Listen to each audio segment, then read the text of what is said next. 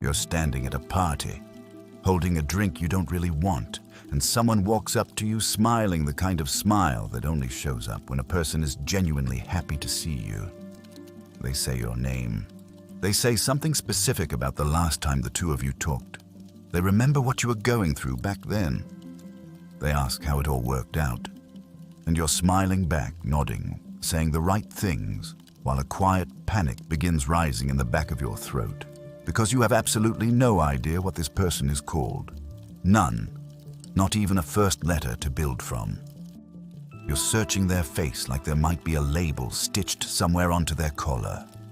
You're running through every name you've ever heard in your life, hoping one of them will light up. Nothing comes. And the conversation keeps going, and you keep nodding, and inside you feel like the worst person in the room. If that scenario just made your chest tighten a little, I need you to stay with me. Because what's actually happening inside your brain when you forget someone's name has almost nothing to do with whether you care about that person.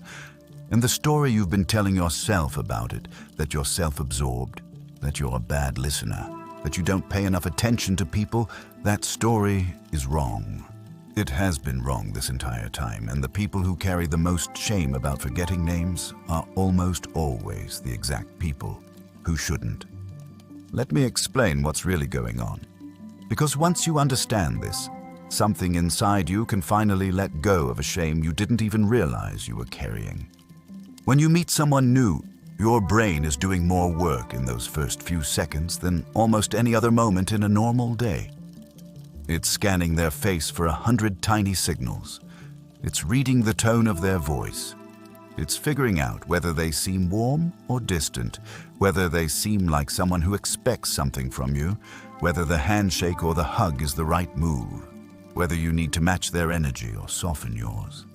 It's checking your posture, your expression, the angle of your shoulders. It's preparing the first sentence you're going to say back.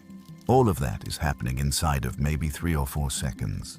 Your brain is a cockpit during takeoff, and every light on the dashboard is blinking at once. And into the middle of that, somebody hands you a sound. Just a sound.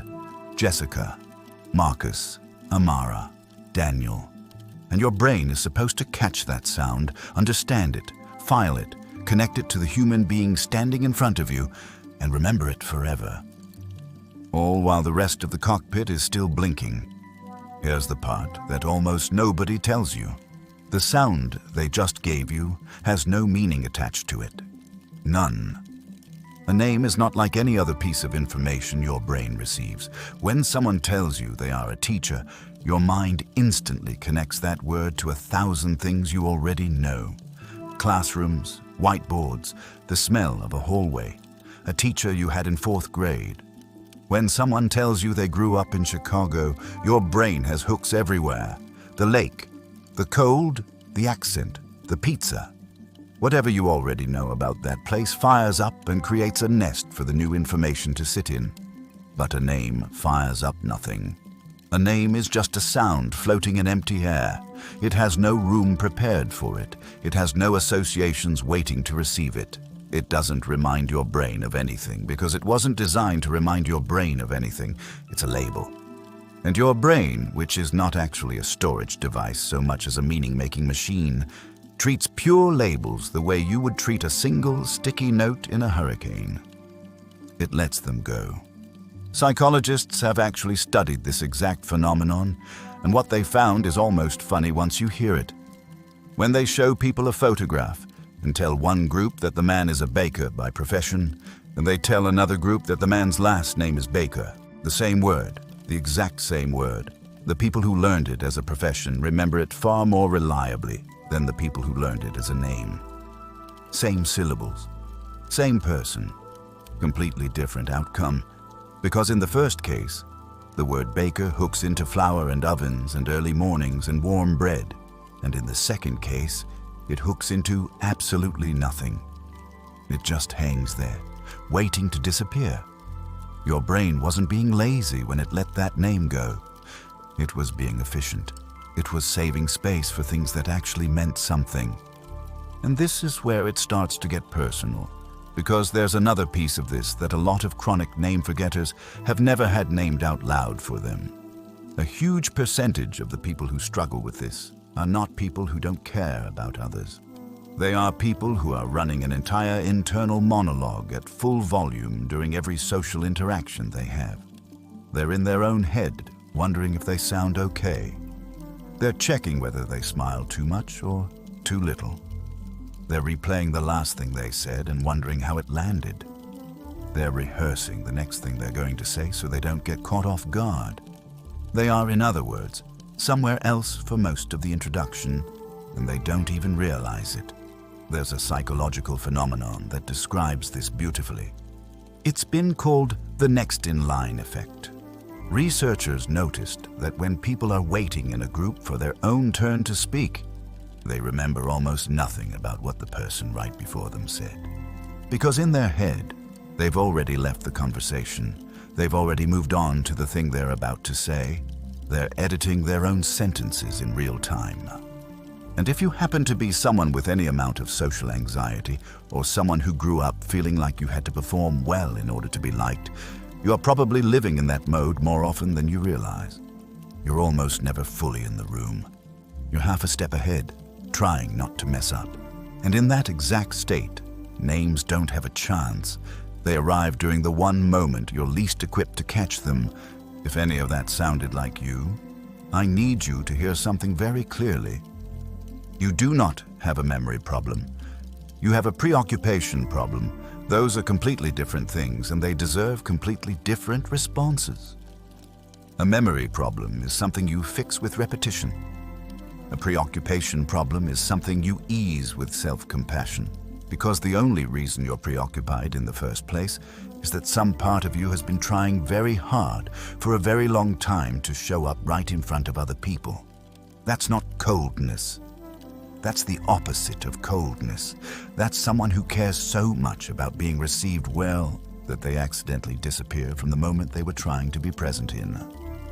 Now, I have to say something about the other side of this, because it matters. If you've ever had your name forgotten, especially by someone you liked or looked up to, you know how much it can sting. It feels like a small, quiet message that says you weren't important enough to keep. And I'm not going to pretend that isn't real, because it is. The ache of being forgotten is one of the oldest aches a human can feel. But here's what I want you to understand about the person who forgot your name. There is an extremely good chance that they remembered everything else. They remembered the story you told them. They remembered the way you laughed when something unexpected happened. They remembered a specific thing you said that they kept thinking about afterward. They remembered you. They just couldn't hold on to the sound your parents chose for you before you were old enough to be anyone yet. Because here's the truth about how memory actually works, and almost nobody understands this. Your brain is not a recording device. It does not store what happened. It stores what mattered. It stores feelings, impressions, turns of phrase, the specific expression on somebody's face when they said something honest. It stores the things that made you feel something. It does not store arbitrary labels that were handed to you while you were busy trying to make a good impression. It was never going to store those. That's not how the machine was built. And here's something you might not have considered. People who forget names frequently often have an incredibly rich kind of memory for everything else about a person. Ask them what someone was wearing at a gathering 3 years ago, and they might actually be able to tell you. Ask them what that person said that made them laugh, what the room felt like, how the light was coming through the window, what the emotional temperature of the whole evening was, and they'll describe all of it in detail. But ask them that person's name, and they go blank. Not because they weren't paying attention, because they were paying attention to everything except the label. That is not a broken mind. That is a particular kind of mind. It's the mind of someone who processes the world through stories, emotions, textures, and patterns. It's the mind of a person who is better at making other people feel understood than at cataloging the administrative details of who they were introduced to. And those are not small things to be good at. Being the kind of person who remembers how someone felt in a conversation is worth more than being the kind of person who remembers what they were called. None of this means you shouldn't try to get better at it if it matters to you. Repeating the name out loud the moment you hear it, linking it to something visual, saying it back inside the first sentence you speak to them, these techniques work. They work because you're manually building the association that your brain refused to build on its own. You're creating a little hook for the name to hang on so it doesn't fall through the floor. That's worth doing. It's a kindness to the people in your life.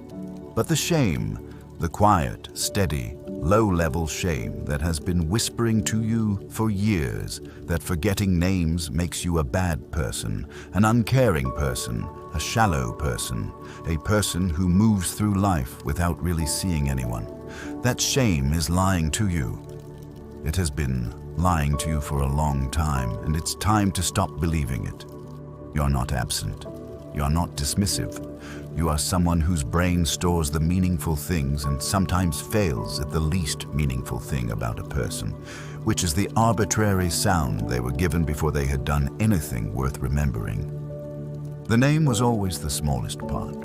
What you remember about people, the real stuff, the texture of who they are, the way they move through the world, that part never left you.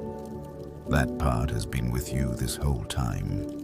And the people in your life who have been seen by you, truly seen in the ways that actually matter. They felt it, even if you never managed to say their name out loud. If something in this landed somewhere it wasn't expected to, I want you to do one small thing.